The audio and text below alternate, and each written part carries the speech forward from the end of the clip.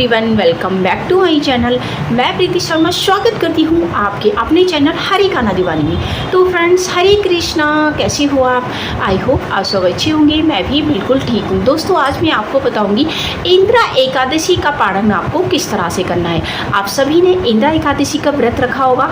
जैसे कि मैंने आपको पहले वीडियो में बताया था, ये जो व्रत होता है पितरों को समर्पित होता है। अगर आप ये वाला व्रत रख लेते हैं तो आपको तो मोक्ष की प्राप्ति होगी ही, आपके जो पाप क्रम है वो भी हट जाएंगे। हजारों यज्ञों का आपको फल मिलेगा, मतलब हजारों आपने जैसे कन्यादान किया है उसका भी आपको इसका फल मिलेगा। साथ ही आपके जो पितर हैं जो किसी भी लोक में भटक रहे हैं या प्रेत योनि में हैं, उनसे भी मतलब उनको मुक्ति मिलेगी। तो इतना पावरफुल है ये इंद्रा एकादशी का व्रत, क्योंकि ये पितृपक्ष में आता है तो इसे पितृपक्ष की एकादशी के नाम से भी जाना जाता है। आप सभी ने बहुत नियम से इसका पालन किया होगा। अब आपको बता दें कि जब हम आध्यात्मिक व्रत के लिए कोई भी व्रत रखते हैं, आध्यात्मिक प्रगति के लिए, तो हमें उसका पालन करना होता है। लेकिन हम जब भौतिक सुख की प्राप्ति के लिए व्रत रखते हैं तो उसका हमें उद्यापन करना होता है। एकादशी का व्रत आध्यात्मिक प्रकृति के लिए ही रखा जाता है। एकादशी का व्रत भगवान श्री हरि विष्णु को बहुत ही ज़्यादा प्रिय है और इसे करने से आपके जो समस्त पाप होते हैं वो नष्ट हो जाते हैं। हर प्रत्येक व्यक्ति को एकादशी का व्रत जरूर रखना चाहिए। अगर वो रख सकते हैं तो, नहीं रखते हैं तो वो पाप भी आपके साथ लग जाते हैं जो आपने नहीं किए हैं। तो इसलिए ये एक ऐसा व्रत है जो सभी को करना चाहिए। हर एक वैष्णव को इसका पालन करना चाहिए। आप सभी ने किया होगा। दोस्तों, आपको बता दें कि अगर आपने व्रत किया है और पारण आप सही समय पर नहीं करते तो आपको व्रत का पूर्ण फल नहीं मिलता है। पारण आपने सही समय पर नहीं किया है तो आपको द्वादशी का व्रत भी रखना होता है।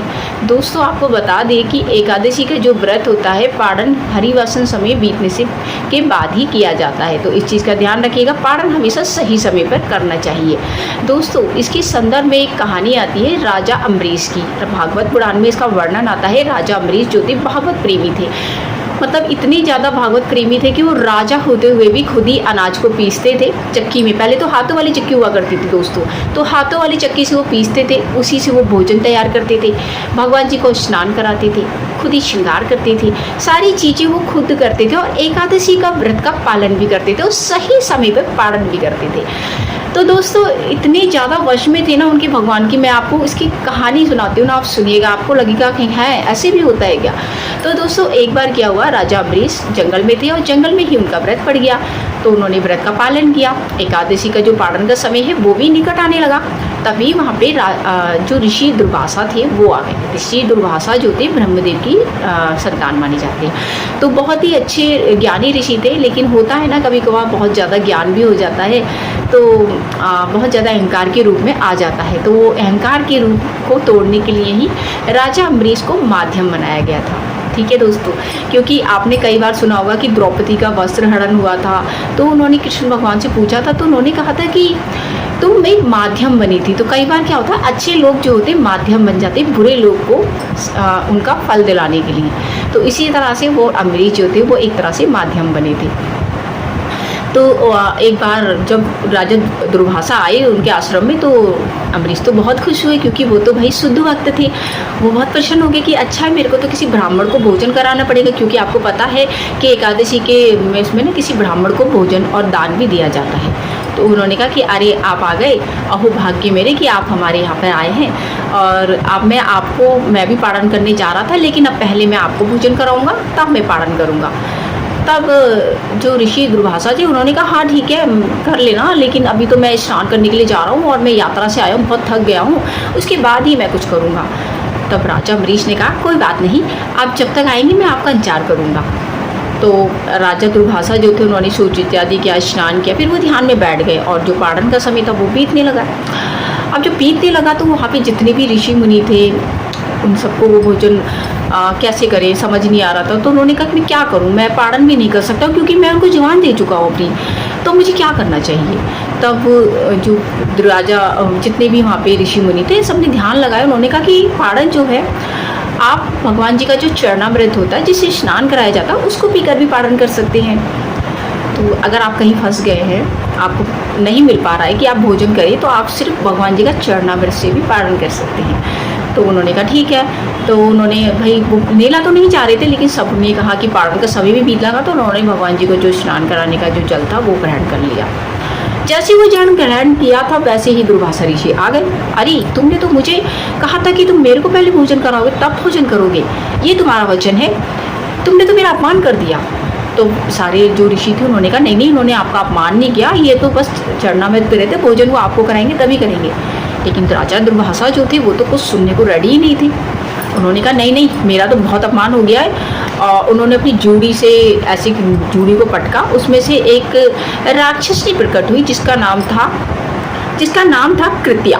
तो कृत्या को प्रकट हुआ तो कृत्या जो थी वो राजा अम्बरीश को खाने के लिए जैसे ही दौड़ी, भगवान श्री कृष्ण ने तेजी से अपना सुदर्शन चक्र आगे भेजा और वो जो कृत्या राक्षसी थी उसके 4 टुकड़े हो गए।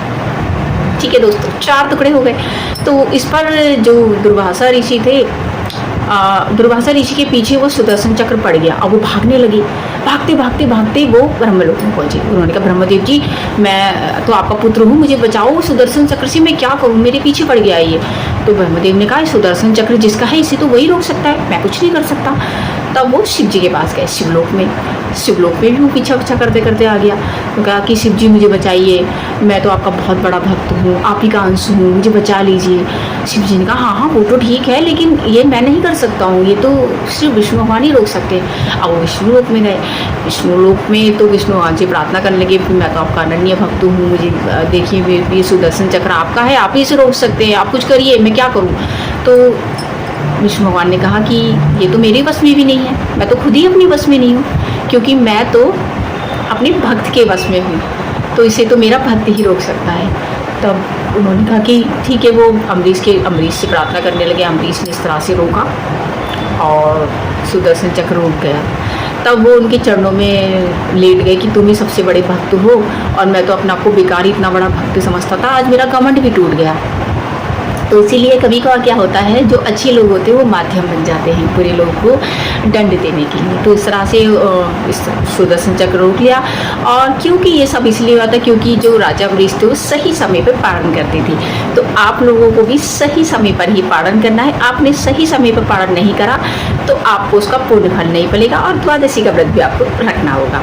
तो दोस्तों ये थी कहानी, आपको मैंने बता दी। अब आपको पारण कैसे करना है, देखिए आपको 29 तारीख को उठना है। जो पारण का समय रहेगा वो रहेगा सुबह 6:13 से 10:12 तक। जी आप नोट कर लीजिएगा, ठीक है। तो इसी बीच आपको सुबह का समय रहेगा, आपको 2-2.5 घंटे का आराम से समय मिल रहा है, तो आप इस टाइम पर पारण कर सकते हैं दोस्तों। तो आपको क्या करना है, सबसे पहले भगवान खुद स्नान करना है। स्नान के जल में आप हल्दी वगैरह डाल के स्नान कर लीजिए या गंगा जल डाल के स्नान कर लीजिए, ठीक है। कुछ भी डाल के आप स्नान कर लीजिए। आपके उसके बाद आपको शुद्ध वस्त्र पहनने। शुद्ध वस्त्र मतलब आपने धुले हुए वस्त्र हो वो आपने पहने ना हो। एक बार पहन के रख देते ना, आजकल फैशन बहुत हो गया है कि भाई एक बार पहन के रख दो, खराब हो जाएंगे कपड़े। तो आपने धुले हुए वस्त्र पहनने। भगवान जी को भी स्नान कराना है। स्नान कराने के बाद उनको भी शुद्ध वस्त्र पहनाने हैं। शुद्ध वस्त्र पहनाने के बाद उनको आपको जो आपने स्नान कराना है, स्नान के जो आपने स्नान कराया ना, स्नान के जल में आप पंचामृत से स्नान करा सकते हैं या आप गंगा जल वाले से स्नान करा सकते हैं। पंचामृत या चरणामृत जो भी है वो एक उसमें रख दीजिएगा एक तरफ। उसके बाद आपको चावल का भोग लगाना है। चावल का भोग लगाने के बाद आपको उनको भोग लगाना है। तो आप सबसे पहले जल्दी उठेंगे तो आप मंगला आरती करिएगा। मंगला आरती का विशेष महत्व होता है। मैंने अपने चैनल में 2 मंगला आरती डाली हुई है, तो आप उनकी मंगला आरती करिएगा। हरे कृष्णा महामंत्र का जाप करिएगा। तुलसी महारानी जी की पूजा करिएगा, परिक्रमा करिएगा। और दोस्तों उसके बाद आपको भगवान जी को भोग लगाना है। तो भगवान जी के भोग में आप चावल की कोई चीज़ बना सकते हैं, तो आप चावल की कोई चीज़ उनको बना सकते हैं। चावल की चीज़ बना दीजिएगा, उनको चावल का भोग लगा सकते हैं या खीर बना सकते हैं, खिचड़ी बना सकते हैं, पोहा बना सकते हैं। चावल की चीज़ बनाने के बाद किसी ब्राह्मण को आपको बुलाना है। अब उनको अगर ब्राह्मण नहीं मिल पाता है तो आप किसी सूखा भोजन भिजवा सकते हैं। सूखा भोजन भी नहीं लेता है कोई तो आप पैसे भिजवा सकते हैं। पैसे भी नहीं ले रहा है तो आप गाय भोजन निकालिए और गाय को ब्राह्मण के नाम का दे सकते हैं, किसी कन्या को दे सकते हैं। वो करने के बाद दक्षिणा जरूर दीजिएगा। दक्षिणा का थोड़ा विशेष महत्व होता है क्योंकि एकादशी का जो व्रत का पारण का जो पुण्य मिलता है वो मिलता है भगवान के अनन्य नामों का, उनका कीर्तन करने से, ठीक है, सही समय पर पारण करने से और दोस्तों ब्राह्मण को भोग मतलब दान देने से और दक्षिणा देने से। और दोस्तों इस तरह से आप उनका पालन कर सकते हैं। तो ये सब चीज़ें भगवान जी को अति प्रिय होती है। ये सब करने के बाद उनको पालन करने के बाद आपको अच्छी तरह से सबसे पहले आपको विदा करने के बाद ब्राह्मण को सबसे पहले आपको भगवान जी का जो पंचामृत है वो आपको 7 बार पीना है। ठीक है। उससे पहले भी आपको चने लेने के बाद उसके 7 टुकड़े के 14 टुकड़े कर देने हैं। 7 के 14 टुकड़े कर लीजिएगा और उसके बाद उनको 14 टुकड़े करने के बाद आपको उनको पीछे फेंक देना है कि मेरी जितने भी 7 पीढ़ियाँ हैं मायके ससुराल पक्ष की वो सब, और मेरे भी जितने पाप हैं वो सब नष्ट हो जाएं। इस तरह से पीछे मुड़ के नहीं देखना। फिर आपको 7 बार आपको चरणामृत पीना है। उसके बाद पोहा खिचड़ी जो भी आपने कहा है वो खाकर आपको पारण करना है। तो दोस्तों इस तरह से आप व्रत का पारण कर सकते हैं। ये है पारण की सही विधि। आई होप कि आपको ये वीडियो अच्छा लगा होगा। वीडियो पसंद आया तो वीडियो को लाइक शेयर करिएगा। चैनल पे नहीं है तो चैनल को सब्सक्राइब करना बिल्कुल ना भूलें। दोस्तों मैं मिलती हूँ न्यू वीडियो में न्यू टॉपिक के साथ। तब तक के लिए हरी कृष्ण।